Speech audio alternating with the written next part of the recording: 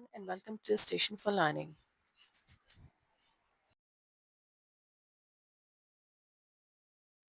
Today we are going to take a look at the short story by Rohinton Mistry.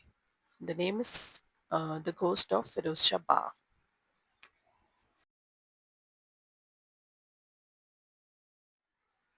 Before starting a lesson, let's look at some information about Rohinton Mistry. He was born in 1952 in Bombay. That time it was called Bombay in India, and he has got his education from University of Bombay, and then he went to Canada and took his further degrees from the University of Toronto. His famous work include tales from Firozshabad, such as such a long journey, a fine balance, and family matters. His speciality in writing were post-colonial literature, historical fiction, Parsi literature, and Indian literature. He has also won various contests in Hart House Literary Contest, in the Commonwealth Writers' Prize, then Trillium Award, and in the Los Angeles Times.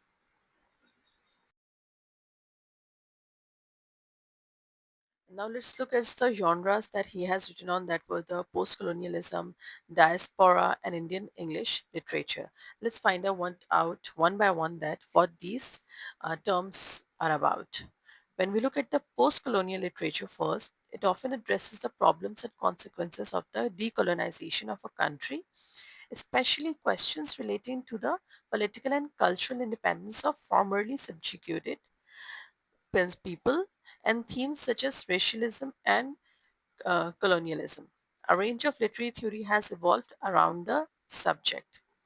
Well, when we look at the diasporic uh, literature, it is a broad concept which consists of all literary works written by the authors who have settled in the outside their native country and have written on the culture and tradition of their homeland. In this concept, all those writers are called as diasporic writers. When we talk about the Indian English literature, it is also referred to as Indian writing in English. It is a body of work by writers in India who write in the English language and whose native or co-native language could be one of the numerous languages of India.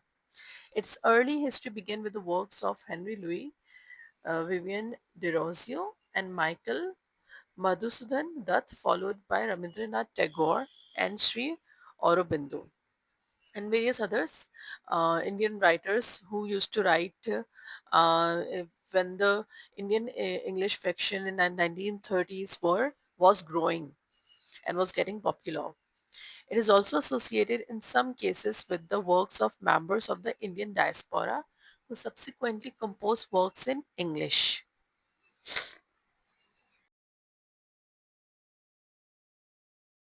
These are some of the titles that are done by Rohinton Mistry, who gained very much popularity amongst the critics and the readers.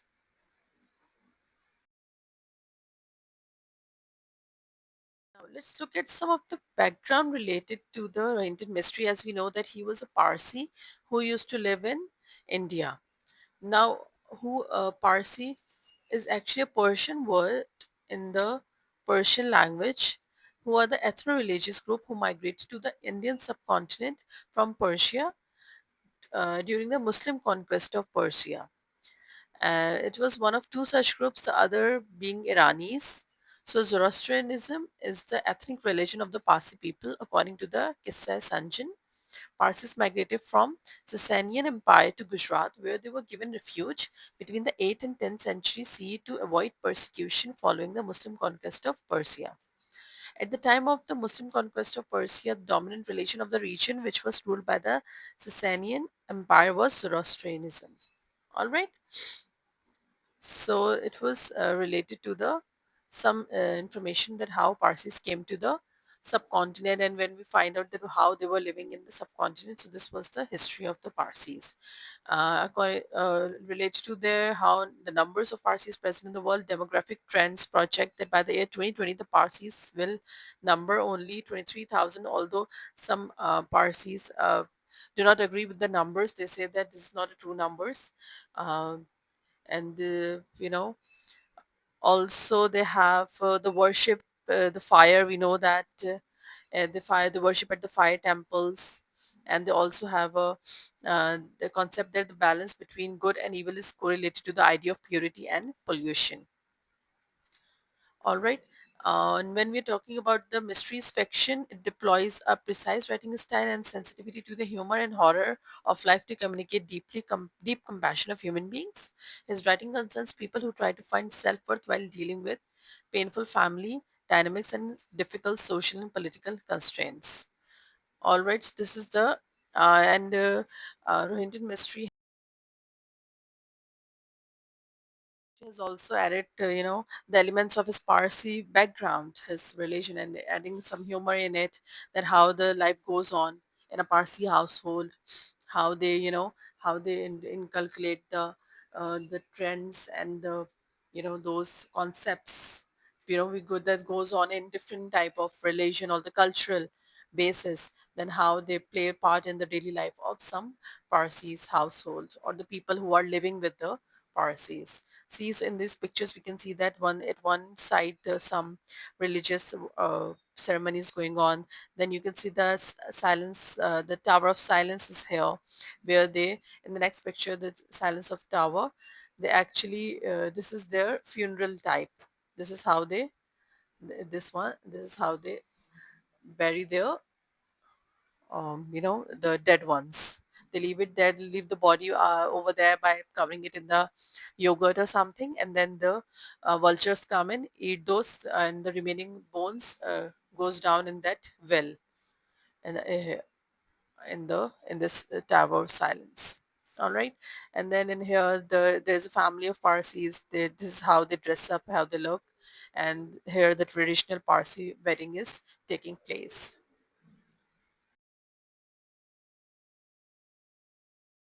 Let's look at the, as we know that the Ghost of Rostabagh is a short story. So let's find out that what this short story actually is. Before, learning about it, let's learn about that what this short story is. A short story is a piece of prose fiction that typically can be read in one sitting and focuses on a self-contained incident or series of linked incidents with the intent of evoking a single effect or mood. The short story is one of the oldest types of literature and has existed in the forms of legends, mythic tales, folk tales, fairy tales, fables, and anecdotes in various ancient communities across the world. The modern short story developed in the early 19th century. In terms of length, word count is typically anywhere from 1,000 to 4,000 for short stories. However, some have 15,000 words and are still classed as short stories. Stories of fewer than 1,000 words are sometimes referred to as short stories or flash fiction.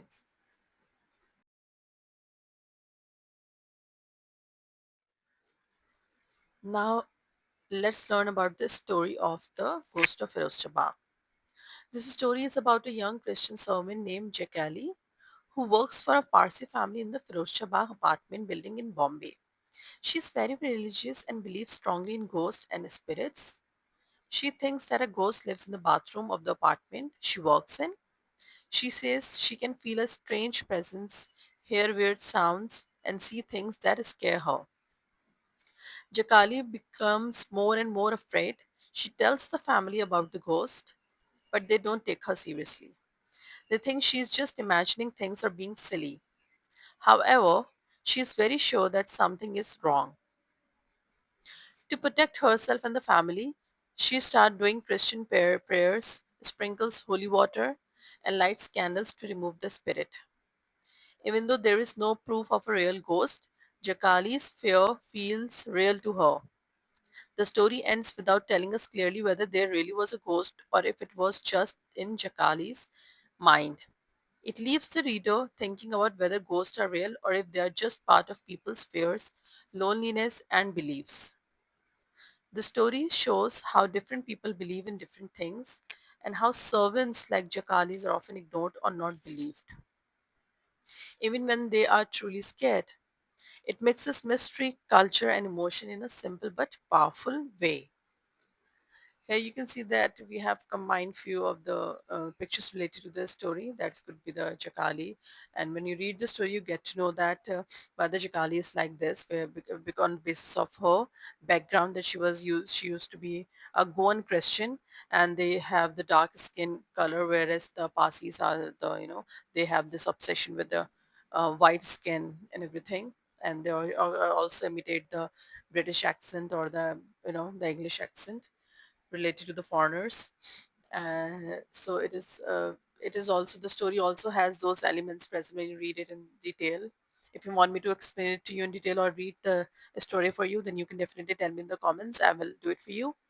I will create a separate story, you know, video for that. Here we have we have shown some Parsi family again, and here the depiction of that maybe there is a ghost or there is not.